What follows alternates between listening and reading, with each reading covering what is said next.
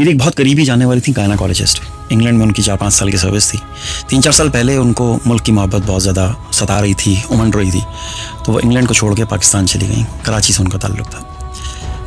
वहाँ चली गई और वहाँ जाकर उन्होंने सोचा कि ज़ाहिर उनके पास स्किल्स हैं, तो वहाँ तो बहुत डिमांड है गायनाकोलॉजिस्ट की, तो वहाँ पे वो अपनी सर्विसेज करेंगी और अपनी फैमिली को पाल लेंगी। कल ना मैं एक फंक्शन में था, वहाँ पर मेरी उन पर नज़र पड़ गई अचानक से। मैंने कहा, आप वापस आ गई या वैसे ही आई हुई छुट्टियाँ गुजारने? कहती नहीं, मैं परमानेंटली वापस आ गई हूँ। तो मैं थोड़ा सा हंसा और मैंने कहा कि आपको तो उस वक्त ही समझाया था कि आप पाकिस्तान नहीं सेटल हो सकते, बहुत मुश्किल है। तो उनके चेहरे पे जिस किस्म के तासुरात थे ना, उससे मुझे कुछ थोड़ा सा डाउट हुआ कि उनके साथ कुछ गेम हुई है। मुझे चूँकि स्टोरी चाहिए थी, तो मैंने उनको खरीदने की कोशिश की। मैं बैठ गया उनके पास। मैंने कहा, मुझे बताएं तो सही हुआ क्या, क्यों वापस आ गई आप पाकिस्तान? तो यार आप लोग तो वहाँ पर वो हैं, मतलब भगवान का दूसरा रूप होते हैं ना, उज़बिल्ला। कहती हाँ होते तो हैं, लेकिन वहाँ पर नहीं, बाकी दुनिया में होते हैं। मैं पास बैठ गया। मैंने कहा, बताएं क्या हुआ? कहने लगी, भाई मैं ना जब गई तो ज़ाहिर है कुछ अर्से के बाद मैंने अपनी लाइफ शुरू की, जो प्रोफेशनल लाइफ होती है।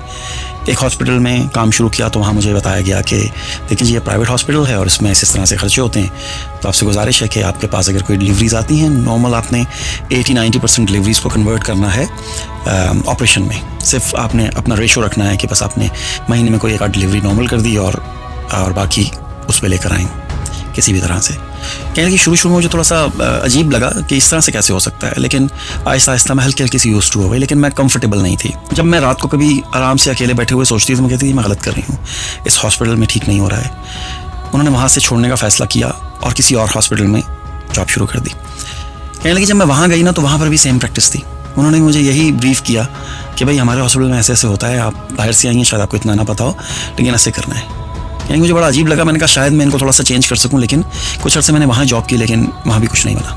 मैंने वहाँ से भी छोड़ दिया। इस तरह से मैं तकरीबन 3 सालों में कोई 7-8 हॉस्पिटल्स को छोड़कर चली गई, सिर्फ इस वजह से कि वहाँ पर नॉर्मल डिलीवरीज को जानबूझकर ऑपरेशन पे कन्वर्ट किया जाता था कि उन्होंने अपने खर्चे चलाने होते थे।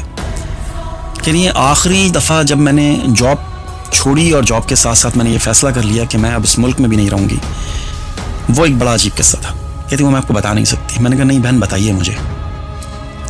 उन्होंने जो बात बताई ना, मेरे पैरों से ज़मीन निकल गई। कहती है केस आया हमारे पास कि जी बच्चा मूव नहीं कर रहा सुबह से। हमने उसका पता नहीं जो भी करते हैं वो टेस्ट वगैरह, अल्ट्रासाउंड वगैरह किया। कहती हैं हमें पता चल गया था कि बच्चे की डेथ हो गई है पेट में ही, लेकिन हमने पेशेंट को नहीं बताया और फिर उसको उसी तरह से ट्रीट किया जैसे एक आम नॉर्मल केस को ट्रीट करते हैं। उसकी फैमिली से कहा कि हम इसका सुबह ऑपरेशन करेंगे, क्रिटिकल कंडीशन है और बचने के चांसेस कम है, माँ के भी और बच्चे के भी। उन्होंने सुबह बिल्कुल वैसे ही ऑपरेशन किया जैसे आम ऑपरेशन होता है एक जिंदा बच्चे का। ऑपरेशन करके बच्चे को फ़ौरन निकाल के वहाँ से ले गए, माँ से भी नहीं मिलवाया और उसके बाद फिर उसे वेंटिलेटर में रख दिया कि जी बच्चा सांस का मसला है वगैरह वगैरह। पूरा एक दिन उसका वहाँ बिल बनाया, रात पूरी एक दिन बच्ची का जो लड़की थी उसका बिल बनाया और अगले दिन उसको कहा कि वी आर सॉरी, आपका बच्चा एक्सपायर हो गया। कहती है जब मैंने ये सारा मामला देखा, चूँकि वहाँ मैं बोल नहीं सकती थी कि 10 बंदे एक तरफ हैं, मैं अकेली एक तरफ हूँ, मेरी आवाज़ दब जाएगी, नहीं सुनी जाएगी, उल्टा मेरे ख़िलाफ़ हो जाएंगे सब, तो मेरे ज़मीर ने मलामत ही नहीं किया कि मैं दोबारा ऐसी जगह क्या, ऐसे शहर क्या, ऐसे मुल्क में भी रहूँ कि इतनी बेबसी। और जब वो ये बात बता रही थी ना, तो वो उस वक्त दोबारा रो रही थी। कहती है 10 दफ़ा किस्सा सुना चुकी हूँ मैं, कोई भी लतीफ़ा, कोई भी दर्द दूसरी दफ़ा में आपको वो असर नहीं देता, लेकिन ये किस्सा मुझे बार बार रुलाता है।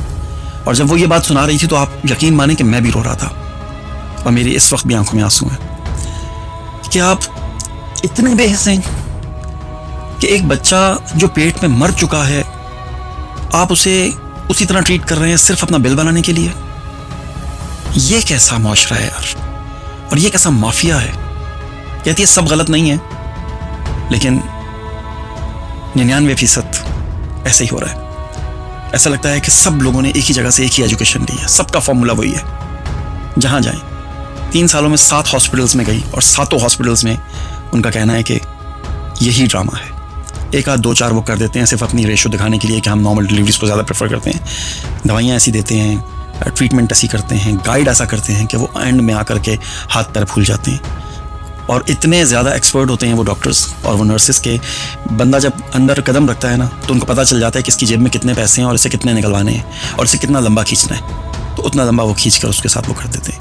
जाहिर सी बात है, जब आप बिल्कुल आपके हाथ में कुछ भी नहीं है और एकदम से आपको कहा जाता है कि आप बहुत क्रिटिकल कंडीशन है, आप ज़ाया हो सकते हैं, मर सकते हैं, माँ भी मर सकती है, बच्चा भी मर सकता है, तो इंसान कहता है यार जान बचाओ, कुछ भी करो, जितना पैसा चाहिए मैं दूंगा।